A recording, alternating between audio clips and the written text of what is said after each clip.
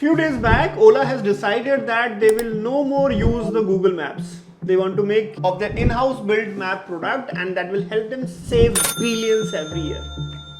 Said that, let's say tomorrow you also feel like that, hey, I want to ditch Google Maps and I want to have my own map system. Let me take you in this design video, where in this video I go and tell you that if you have to go and build a Google Map like application of your own, how do we do it? Let's get started. Hello everyone, let's get started in making the map of our own. Now, as soon as you start making any software in practice in the companies, before you actually write the code, you get anything into the production, the first thing that you have to decide is, what is my requirement? So if I have to make something which is very close to the Google Maps, there are a few basic fundamental features that it should definitely have, and those are called as the functional requirements. My first functional requirement should be that I should have some kind of map interface where I should be able to search for a locality. Now when I'm trying to search should be based on the name. Say for example, I'm trying to search for KR Puram in Bangalore, or it should be based on the some coordinates, the geographic coordinates, lat and long.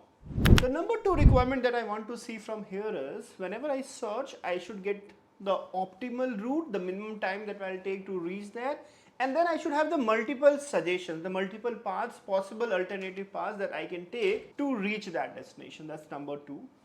Number three, I know that the time which I get might not be same all the time because of traffic, because of weather conditions and whatnot. So the algorithm or the system that I'm building, I should be easily able to incorporate the external factors, say like accident or the rain, to give me the most approximate ETA for the place where I'm going in. Fair enough. So these are my main functional requirements if to get started. Now not everything could be built. So in this design video, I'll try to help you understand that if you have to make your own Google Maps, how do we do it? So these are the functional requirements that we go and take. Now when it comes about the requirements, just having the functional requirement is not enough, because you need to have an application which has the feature, but it should be also workable, it should be easy to scale, it should be able to use. So the Google Map that I'm trying to use, if I go and talk about the non-functional requirement, the first thing that comes into the mind is that, would you like to make the system more available, or you want the system to be more consistent? If you remember the CAP theorem, any system in the world which is distributed, I believe the system has to be distributed, could be either available or consistent. If you're confused, you go back and revise your CAP theorem, and here we understand that it's okay sometime to get a little delayed on the estimated timeline, but the Google Map has to be available most of the time. So I would like this application to be highly available, and to some extent, if it takes for my application to give me the best route, say like few seconds, I think that's an acceptable limit. So with these assumptions of the functional and the non-functional requirements, let's get started and start designing our Google Maps. So now let's get started and estimate some numbers to understand the feel of the problem, that what kind of problem that I'm going to solve. So let's say that the map that I'm going to create, which will help me navigate from one place to the another, let's assume that I'm creating the product for the whole world. So the whole world has a dependency on it, right? So I go and say that the monthly active user,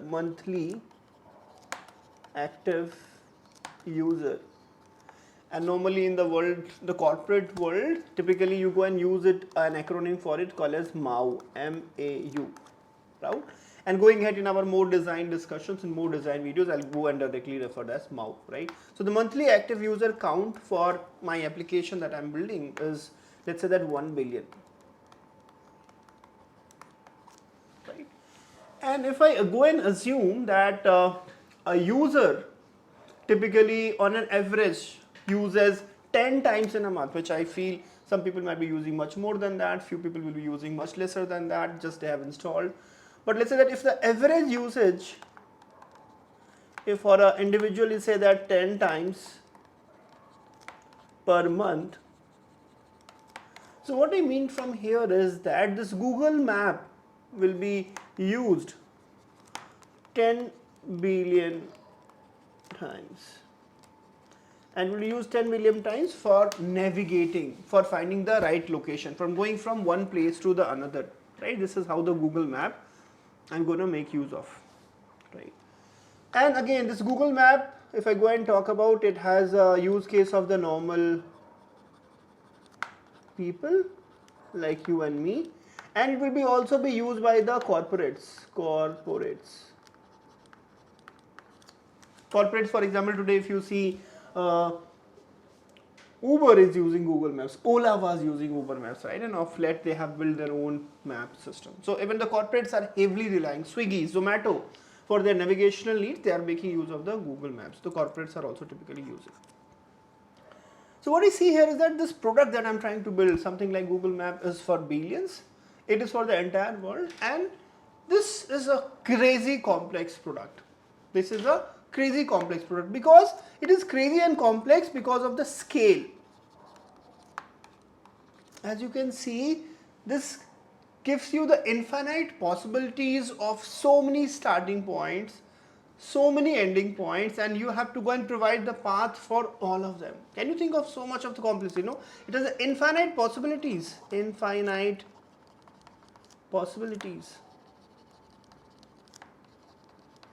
of paths, because the two person, you could be any point on the earth and you would like that I had to go at this point X, and this could be any point. So this permutation combination of the two possibilities, this is infinite. To store all these possibilities, store it somewhere is again next to the impossible, right? So storing this itself is a huge scale problem. That's number one.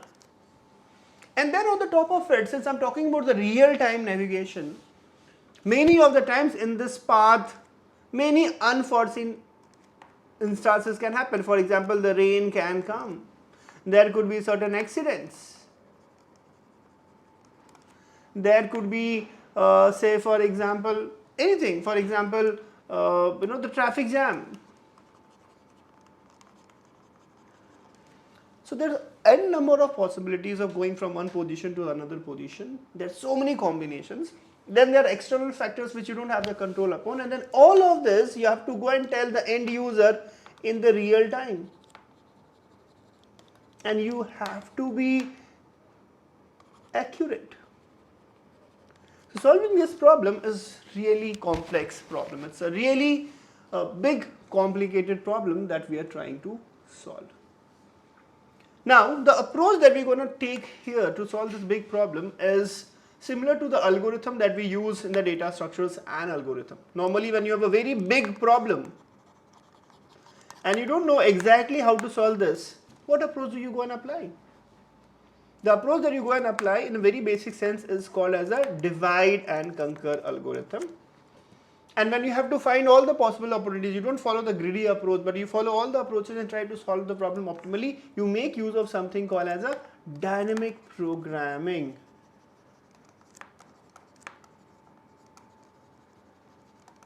Right? Or you typically make use of solving a smaller problem and then you go to the larger problem to solve it. So in the entire design, you will again see that the concepts of recursions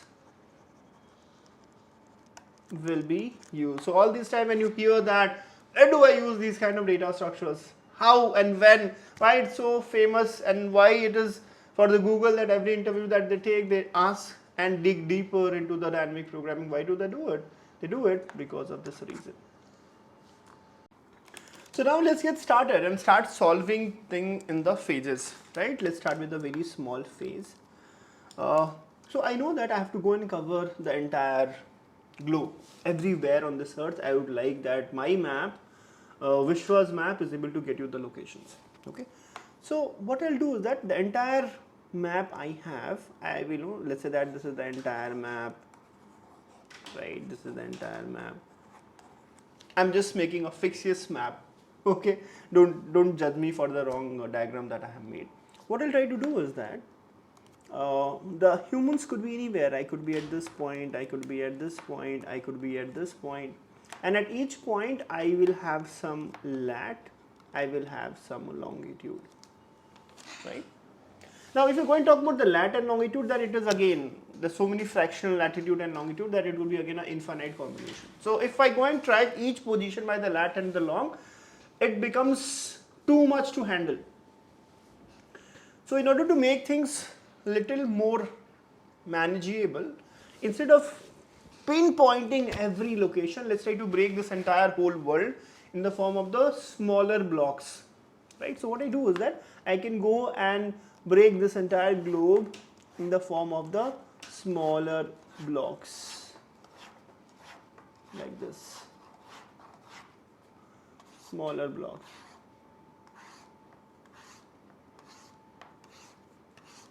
Right? And each block that you go and see here, for example, in this case, this is my block, right? I go and call it as a block. And this is a term that I am defining right now. I go and define the entire earth, the entire globe, the entire map in the form of the block, and each block is in the area of 1 into 1 kilometer square. Let's assume that. So every block that you see could be determined by the corners lat and the long. So this corner can have some, let's say this is x1, y1, this will be x2, y2, this will be x3, y3, and this is x4, y4. So if I go and divide the entire earth in the form of the blocks,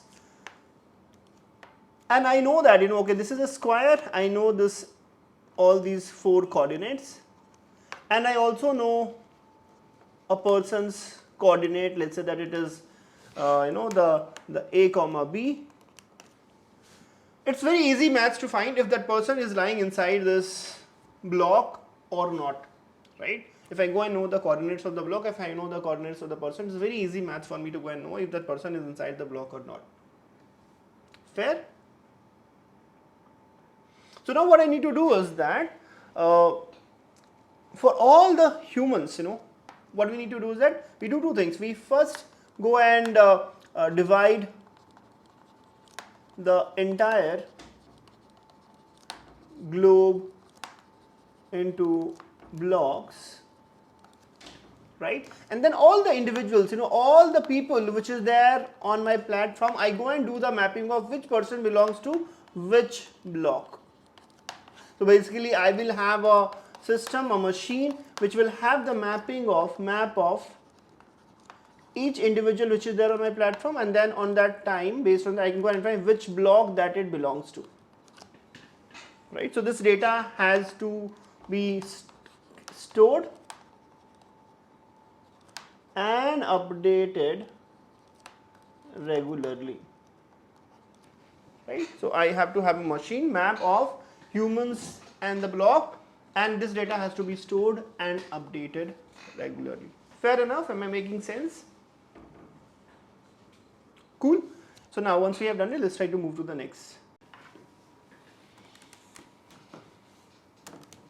Perfect. Let's try to move on. So now what we can do is that let's try to understand the journey of collection of data from user. Okay. So I have this user, and the user will be using my map app. Fair enough. And then since there will be multiple users and this data has to be updated very frequently, so I have to have something. For example, let me go and call it as this as user location handler. And since there's a huge amount of data that I have to go and store, this cannot be done on a single machine, so I have to have the multiple machines who's doing this job. And since there are multiple machines, I have to go and balance the load. So it's a good idea that I can go and put a load balancers here in the middle. So I'm going to put a load balancer here. And what kind of connection that I should go and make between these two? The connection could be, say for example, it could be a bidirectional, so it could be like a web socket connection that I will go and do it. Now I know that which user is connected to which machine for managing that location. There has to be certain mapping. So I can keep another machine. I can go and say that user location manager. Right, this could be a single machine itself which can hold this mapping, that which user app is being mapped to which user location handler, and in order to just store some data, maybe I can go and store this data into the Redis so that there is no issue going ahead. Fair enough, and these two will be connected. Fair enough, this will be connected to the Redis itself. Now this user location handler, what it can do is, it should be connected to something called as a location service. Again, this has to be distributed, and typically this user location handler should keep on pushing this data to the location service, and this location service will keep on having the the exact location. So let's say that every few seconds I'm pinging my location, so that it goes to the user location handler, and then that send the data to the location service. And this data it can go and manage. And there is a lot of input IO, right? IO operation, lot of that will be there. It will be high throughput system. So Cassandra seems to be a good solution here. So I'll go and store this data in the Cassandra as of now. So I'll go and store something in the Cassandra. Right, so this data will be stored in the Cassandra here. But what I can also do is that I can go and send this data to a queuing system called as a Kafka cluster.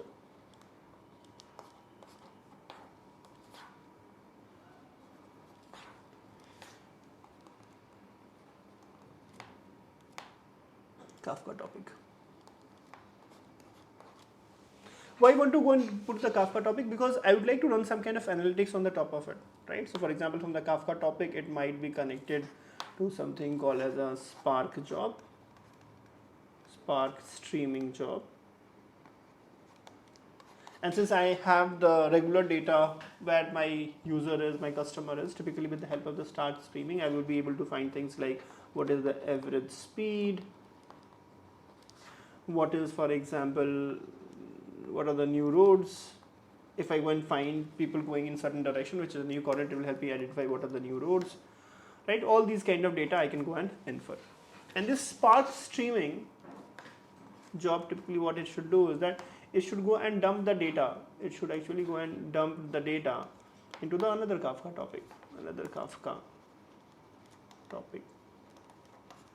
So this Kafka topic will have the updated information that what is the new average speed, what is the new route that has been estimated, right? And to this Kafka topic, there will be multiple other consumers. So for example, I will have something called as a map update service. Right? We know that depending on the new average speed itself, we'll have to keep on updating the maps. So there has to be a map update service, right? There has to be the traffic update service,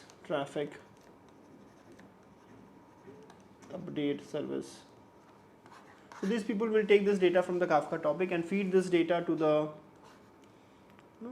both these things will feed this data to the graph processing engine. Feed this data to the graph processing engine, which again can go and store the data into the Cassandra. If you see here, I'm making use of Cassandra as the chief database here itself. Why? Because of the high throughput that it goes and provides to us. So the user is connected to the user location service using the WebSocket protocol. User location service, which user is mapped to which machine, is being taken care by the user location manager. It stores the data in the form of the cache. Now this user location service, every time the user passes on the new user coordinates, the geo coordinates, it passes on to the location service, stores the data into the Cassandra, passes into the Kafka topic.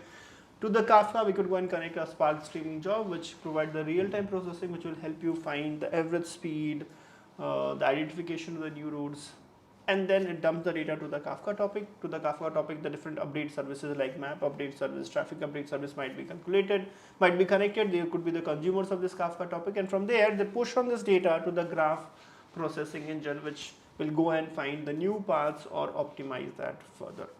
Right? So this is how the collection of data from the user's flow might look like, and these are the tools, techniques the tech stack that we'll use to collect this data. Now since we have seen that, now let's try to see that how we go and search for a location, how the path could be identified, and what are the different components which will interact to get me that result. Moving further, if I go and talk about this whole complex map, right, where let's say that I'm here and I want to reach to a position called as an X, right? Let's say that I want to go and reach a position called as X here. So these 2 points in the form of the graph data structure that you have read, these could be called as, let's say for example, these are my nodes. This is another node.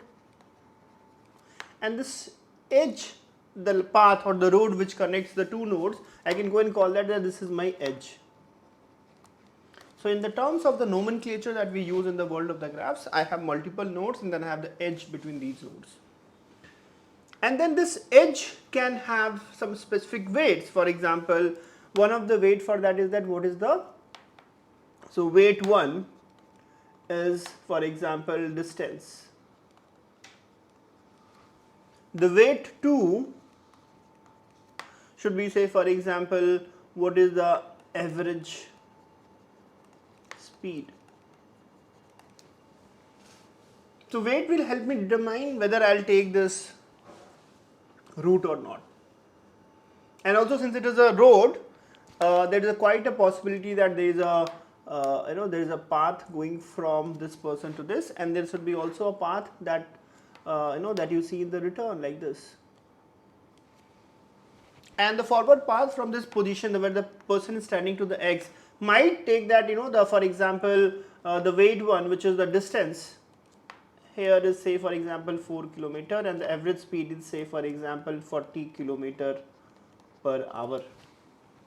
But when I come down, typically the distance remains the same, right? For example, when it come down, so in that case the distance perhaps remains the same, which is again the 4 kilometer. But let's say there is more rush right now, so the average speed if I go and talk about the average speed, that will turn out to be less. For example, it is 30 kilometer per hour. So the time that it will take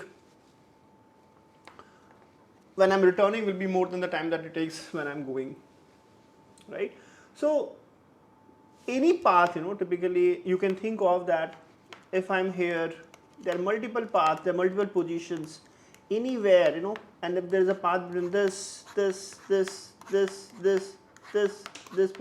position, it's a complex graph. It's a complex graph where any 2 points which is connected by the roads, by the path, they will be termed as the edge and it will have the different weights. Fair? Clear? Now the question is that what are the weights that I should go and consider, right? So let's say that if I have to connect 2 paths, I have to go from this point to X, right? So in this edge, what are the different weights that I should go and consider? Definitely one of the weights should be the distance itself. Then what is the distance between this point to this point, right? So one of the weights should be the distance itself. Fair enough. The another weight that I can go and take is that what is the average speed? Average speed. And maybe using this distance and the average speed, I should go and try to find what is the minimum time to reach the other distance. What I mean to say that, let's say that I go and make a complex graph, this is a point, another point, another point, another point, another point, another point, here, here, here, here, here, here, here, right? And then all these points are connected. And this is a subset of a very complex graph that we go and make. And let's say that I'm here and I want to go to this position. And I know that all the edge that I'm talking about, I have the distance and the average speed. Now to go from this point to this point in a minimum distance, if I have to go and find the minimum distance, I have multiple algorithms to do that, right? For example, I can go and follow the Dijkstra's algorithm, Bellman-Ford's algorithm to go and to find the minimum distance to go from this point to this point in the form of a weighted edge graph. But in reality, what is that? This graph is too complex, it's too big. Even following the Dijkstra will be too unoptimal. By the time I start calculating Dijkstra on a raw complex graph, it might take me hours to fetch the minimum route, the route which will take me to the distance, to the place in a minimum distance and time. My customer will not wait for that long.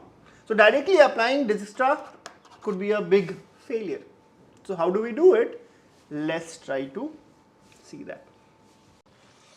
So now let's try to understand and focus more around the single block itself. So let's say that I have this single block,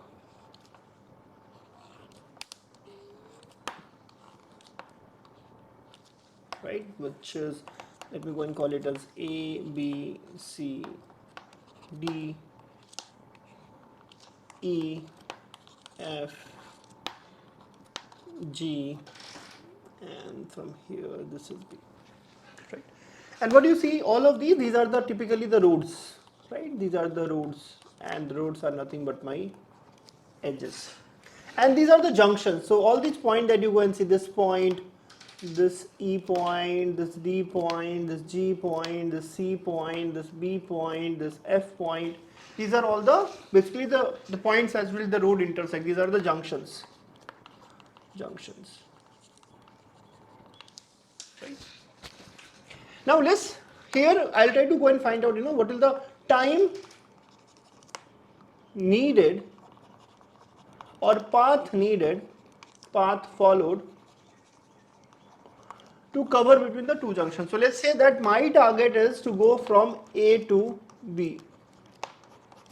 So if I want to go to the A to B, one of the paths is that I go from A, I go to F, and then I go to B. This is one of the possible options. Another possible option is that I go this route. I go to A to E, then I go to F, and then I go to B. So another option could be A to E, E to F, F to B. Another option could be, say for example, I go to A to E, E to D, D to G, G to B, and there are more options, right? So for reaching from A to B, there are multiple options, and each of these edges or the roads carries a weight. For example, this carries a weight that distance is equals to 2 kilometers and the time that it takes is like 30 minutes. This guy carries a weight that distance is equals to 5 kilometers and time that it takes is 15 minutes. This carries a weight that the distance is 1 kilometer and the time that it takes is 15 minutes. Right? So each road or the edge that you see carries a weight. Now a simple question if I can ask you, if I have to start from the A and I have to go to the B and I have to find what is the path which is the least costly, where I can go and reach very fast. I think you will go and tell me that we have an algorithm that we can go and follow, which is called as Dijkstra or the Bellman-Ford's algorithm, right? So we can go and make use of the Dijkstra's algorithms, right? Or Bellman-Ford's algorithm to go and achieve this. Fair enough. So if the number of vertices and the edges are less, right? Within a block, if we have to go and do it, we can simply go and follow the Dijkstra's to find the true paths. Now if we try to go and find this distance at the real time and when the end user like us needs it, might make it a little more complicated and time consuming. So in order to save some time, what we can do is that we can we can do all these. So between all the vertices or all these junctions, if I want to go and what is the time that will take, what is the best path, I can go and follow certain algorithm called as Floyd's Warsaw algorithm, which will help me pre-calculate. No, I'll pre-compute that between any two vertices or any two junctions, what is the best path and minimum time that will take to reach. If I go and do this, typically I can go and cache this data, and if I go and cache this data, it will help me go and save some time. Fair enough. So this was a simple case when I was there at the at typically the junctions. Now one of the things that might ask is how did you get this weight? So these gets weights of time and the distance typically you can get from your own customers, right? All your customer, for example, the customers who will be using my map app will be feeding data to me continuously. So I'll get these data from the map, I'll get the data from the third parties, government agencies, and these all things will help me go and set up these values of the edges. So let's take another situation, right? Let's say that this is my block again.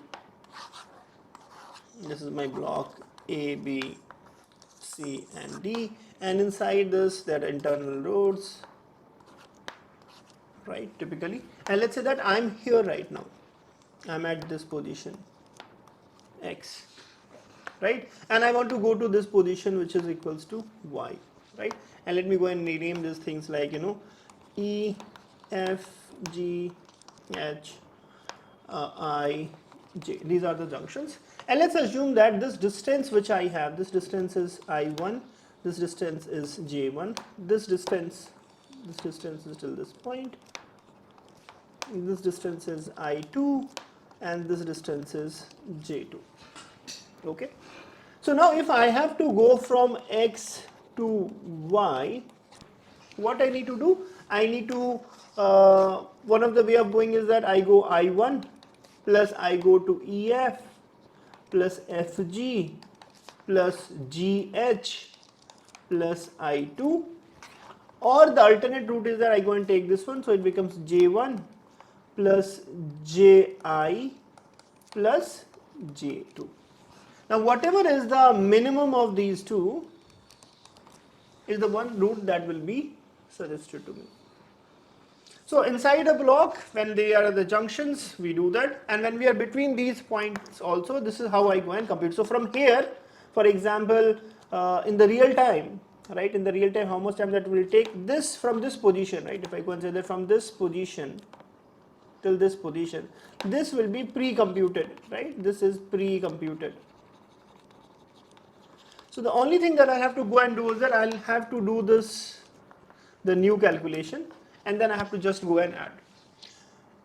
So ideally we should go and pre-compute the paths or the time that it will take between the junctions, and if let's say that user is somewhere between the junctions, somewhere here, right, these things we can do on the go, on demand we can go and do this. We can go and do the on demand. Fair enough? Am I clear till this point? Now one more thing is, so this is the whole scenario when I'm trying to go within a segment, There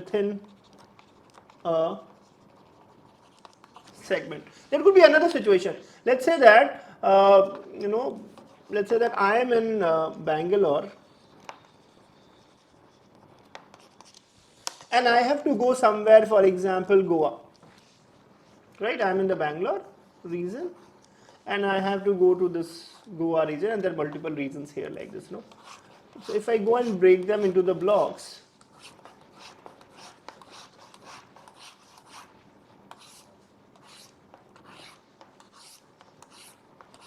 right, if I go and break them into the blocks, typically let's say that I'm here, let's say that, let's assume that I'm here in this block, and I have to go to another block which is here, this is X block. So I have to go somewhere from here to here. So now, previously I was just trying to go inside the segment itself. Here, let's say that I have to go and travel thousands of kilometers. How do I go and find the optimal path? Now here, from this point to this point, there were so many multiple nodes will be there were multiple edges will be there. And for this, if I go and try to go and follow the Dijkstra's algorithm, it will simply fail because it involves such a huge calculations.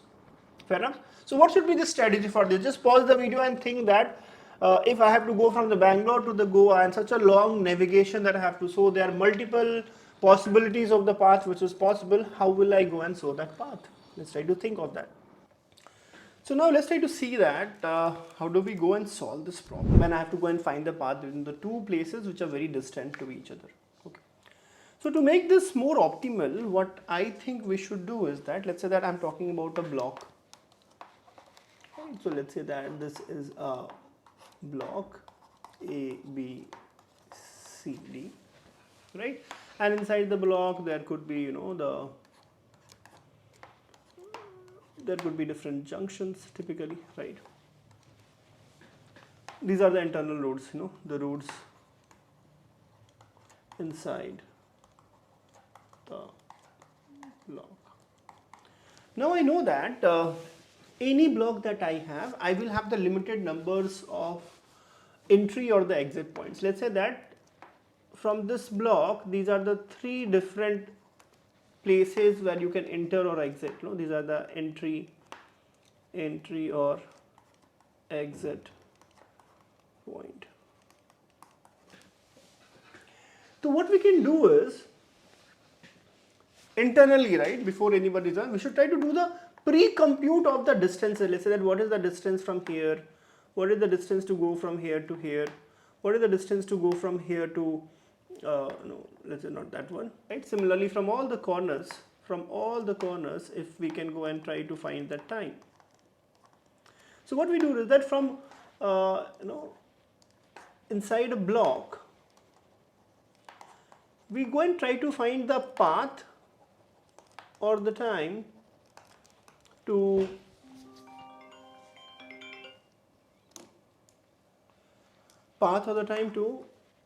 take entry or exit from the block.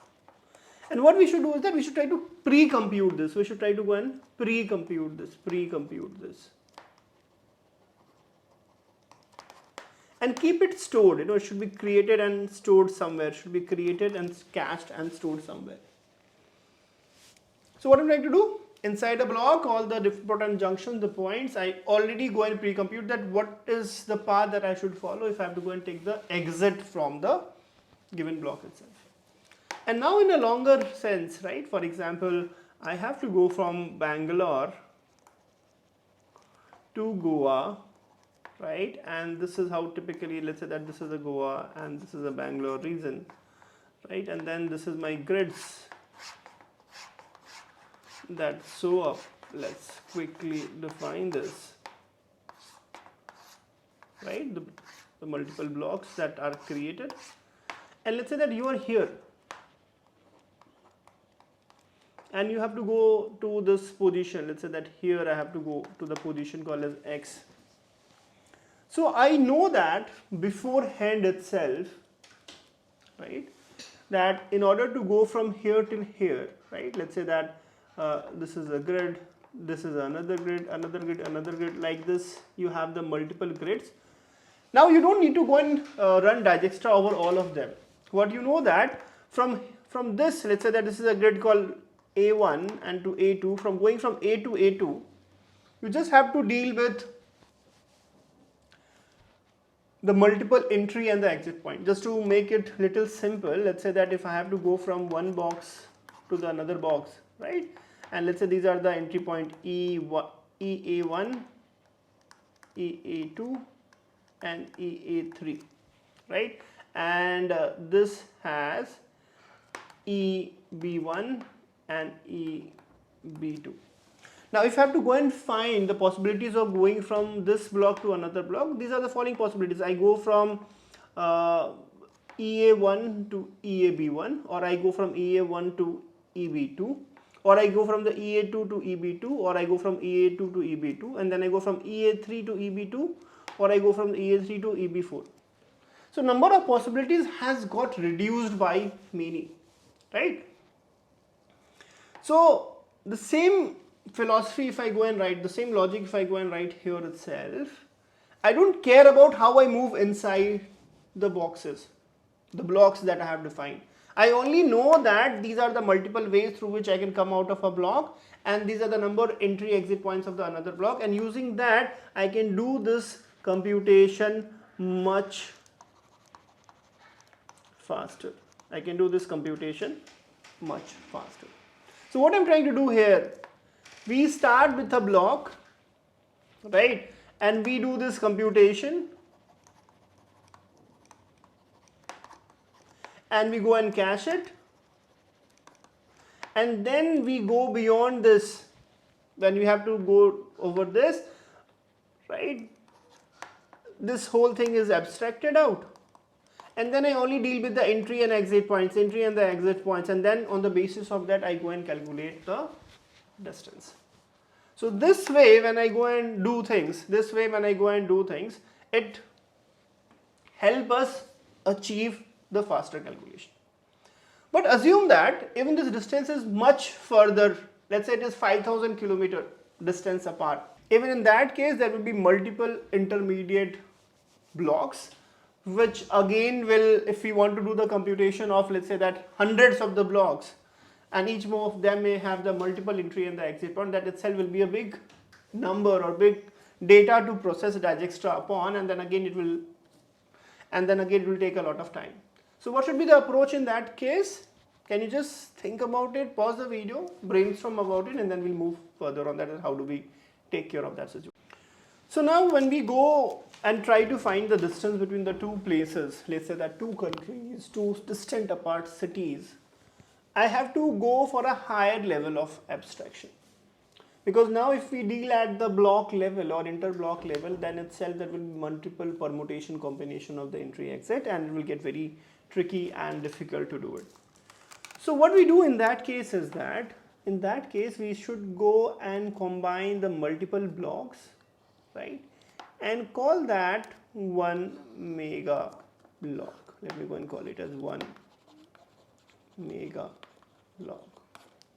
And just like at the block level we have the entry and exit, at the mega block level also we will have some entry and exit. So this is entry exit 1, entry exit 2, entry exit 3 itself. Similarly, all these blocks combined together, they could be joined together and made another mega block.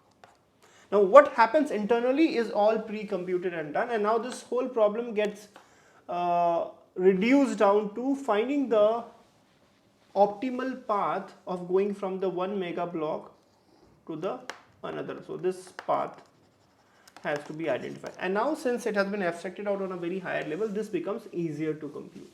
So in nutshell, if I go and combine it, how recursion or how we are trying to go from a smaller to the larger problem, typically we start with internal roads, and internal roads we go and try to find the optimal path to the block entry or exit, and from the block entry and exit we go and try to find the mega block entry or exit, right? And all these paths, this point we try to do the pre-compute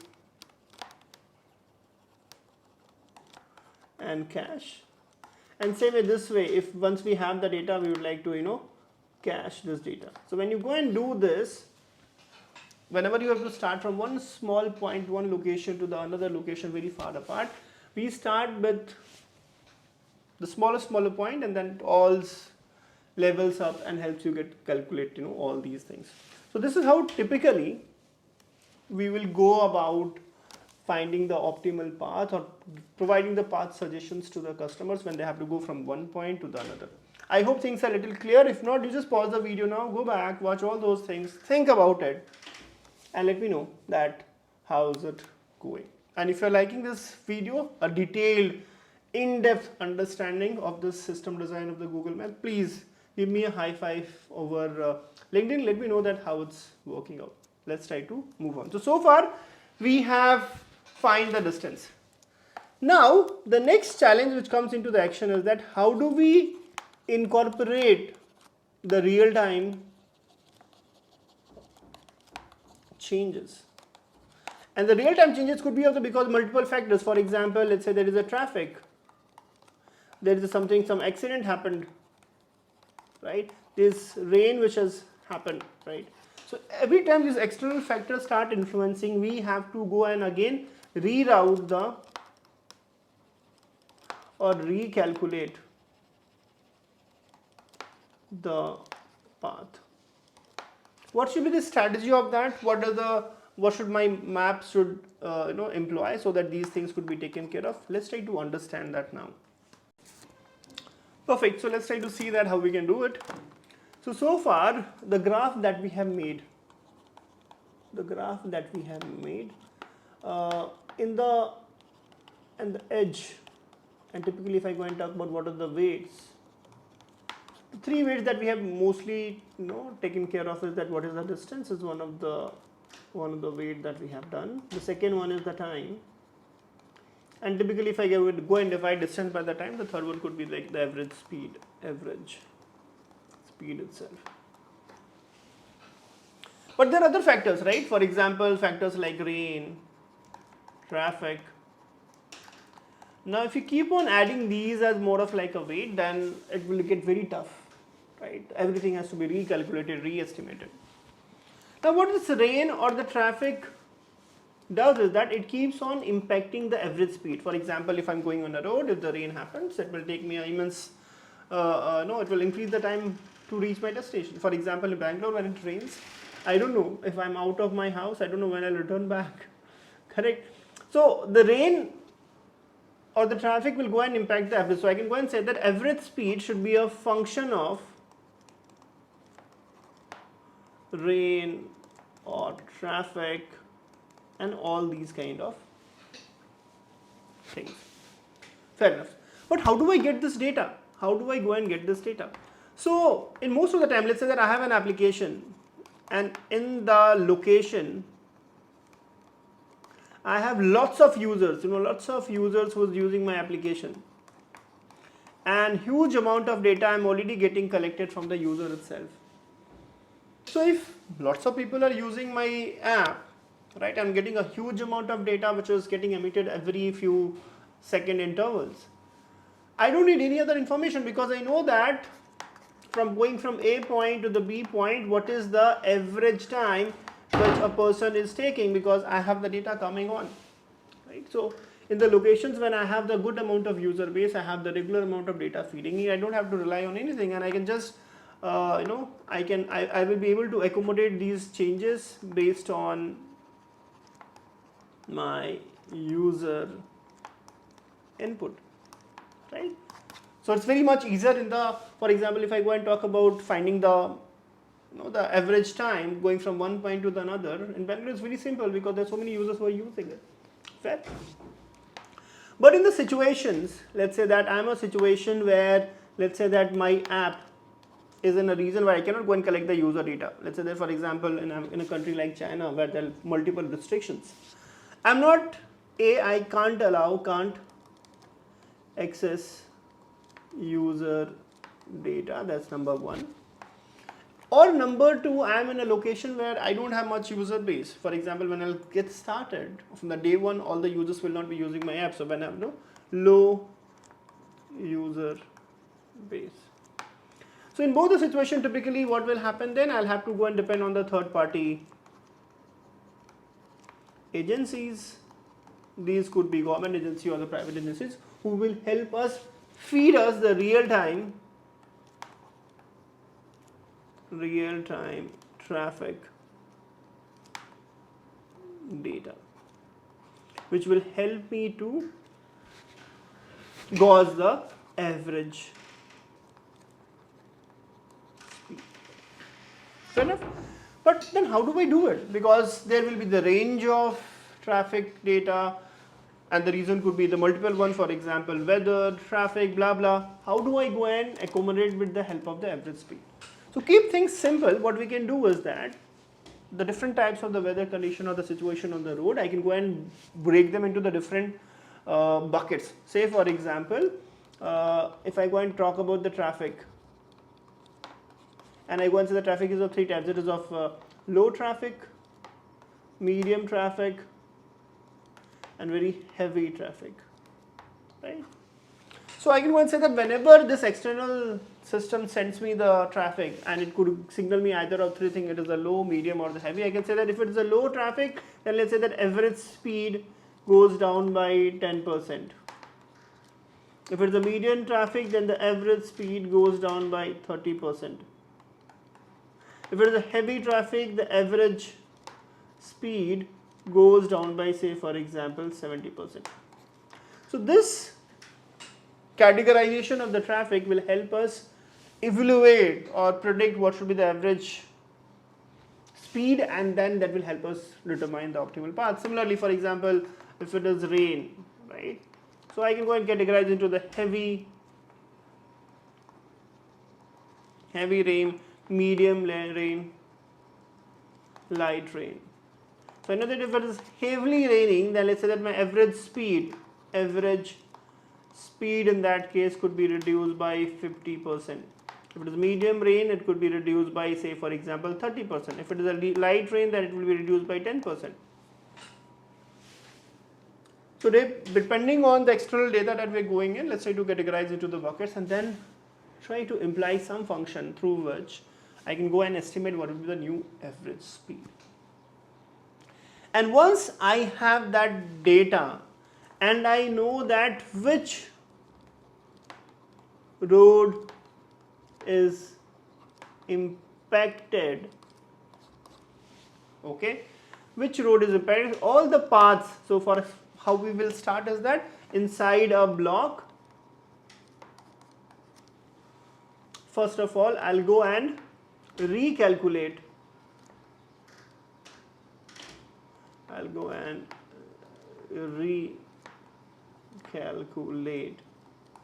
all the path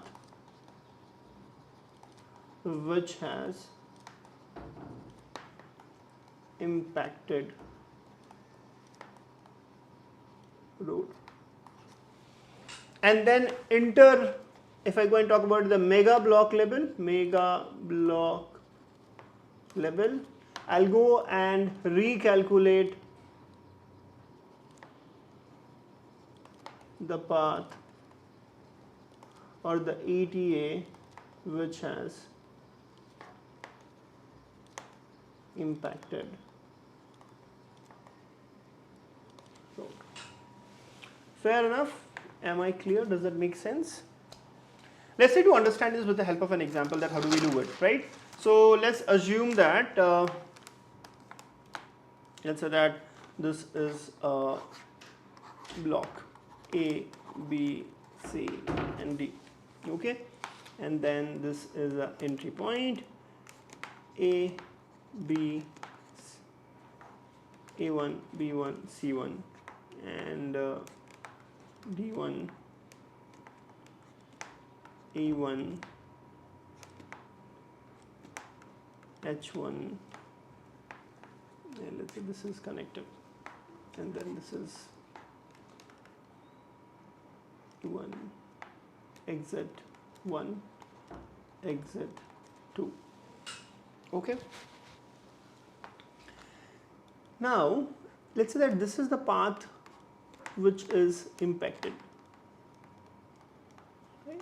I got the signals from the external party that hey, here the average speed has gone down.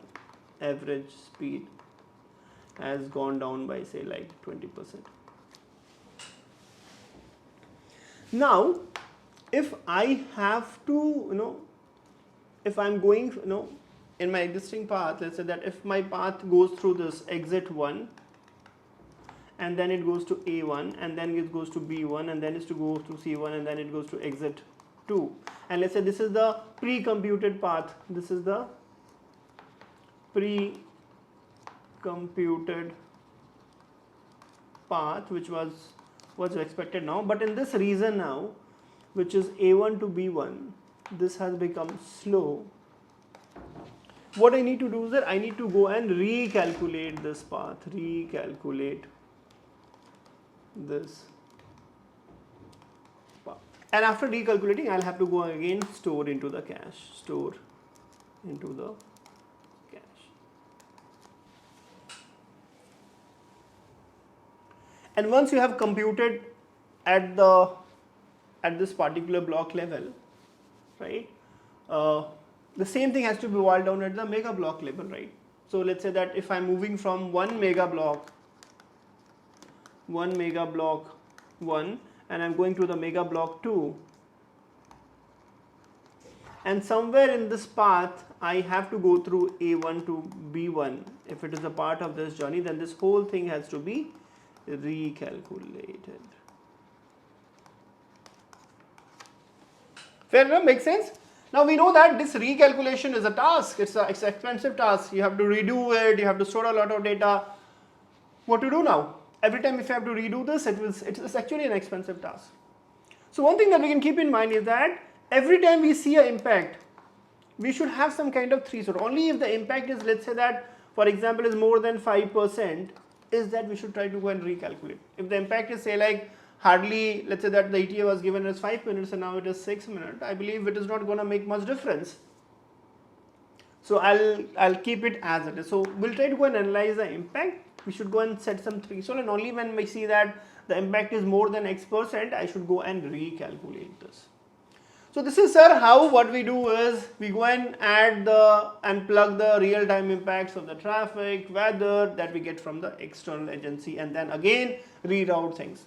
Many of the times when you're driving into the busy streets, you will find that Google Map has suggested you, hey, I have found a faster route. How is that happening? It is happening because of these thoughts or the concept or the logic which is being applied from the back. So now since we have understood the basic building blocks, the concepts, the ideas, how we start from a smaller solution, go to a bigger, build a bigger, and recursively go and solve it for the entire world. Now let's try to see that how should we go and build it with the help of the tech. What tech should I use? What should be the high level design of that? How the systems will come, interact with each other. Let's try to see that quickly now.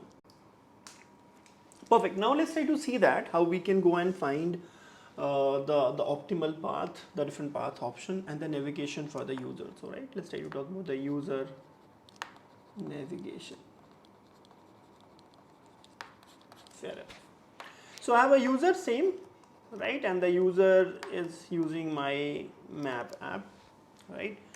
Now let's say that user first of all has to go and search for the area. So for that, let me go and define a service called as an area search service. So user makes a call to the area search service. Fair enough. Right, and now there has to be a load balancer that will go and add in between, because again this area search service has to be distributed because of the multiple things. Now area search service might use a database like Elasticsearch, because Elasticsearch provides you the text-based search. User might be searching with the help of the text name of the location that he's trying to search, right, and based on that this will get the location, it will get the location, get the location back. Once that is done, right, typically the user would like to go and see the path based on the map. The user has to be connected to something called as a map service, right. The user has to be connected to the map service, and also the to and fro communication has to be there, so it has to be the load balancer, and then this has to be the socket based, it has to be the web sockets, right. So it is socket based communication has to happen. Now this map service is the one which is rendering the map through which the interface through which the user is able to see the paths. To power this map service, the map service will have to go and make a call to the graph processing service. In the previous design you would have seen the graph processing service, right, which gets the data from, for example, third party data managers,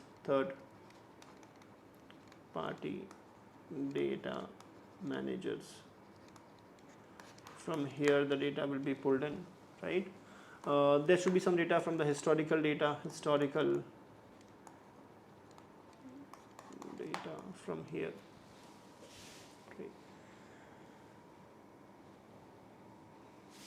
So this graph processing service will provide all the data so the user can see the location here, and this graph processing service will always be connected to, say for example, block service, and this block service will help you identify that in which block that I go and belong to, and this is for example the sender.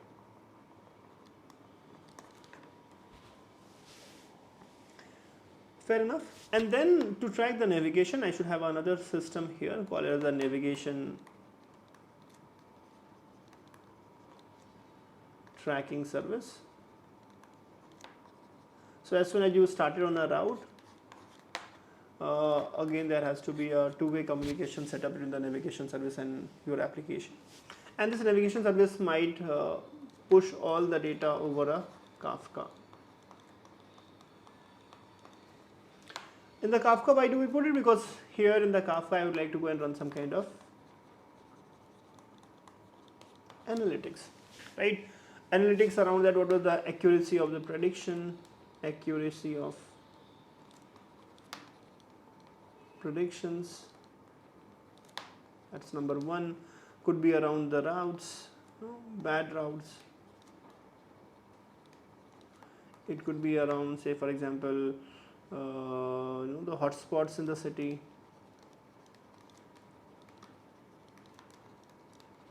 And this is how the whole system will look now. So with this, we have come to the closure of this design. I understand this is a complicated design, a long one. You might would have lost somewhere. I'll say that pause the video, watch it in the multiple settings. But this is one of the complicated design. My intention to you for putting this as the first video is to tell you that how complicated the system design could happen, and when somebody asks you the question like this becomes overly complicated. Now to design a system, there are multiple approaches. No one is right, no one is perfectly wrong in this. It's all subjective, but it has to be logical. There has to be logical reasoning on what you are deciding in, and that's what you have to go and explain in the interviews. So what I'm planning with is that I'm planning to start a course, free course on YouTube on system design. Maybe like a 30-day course where every day I'll put some concept on the system design, and that's how it should go ahead. Thank you everyone for watching this. If you're liking it, put that into the comments, say that on the LinkedIn, and let's take it from there.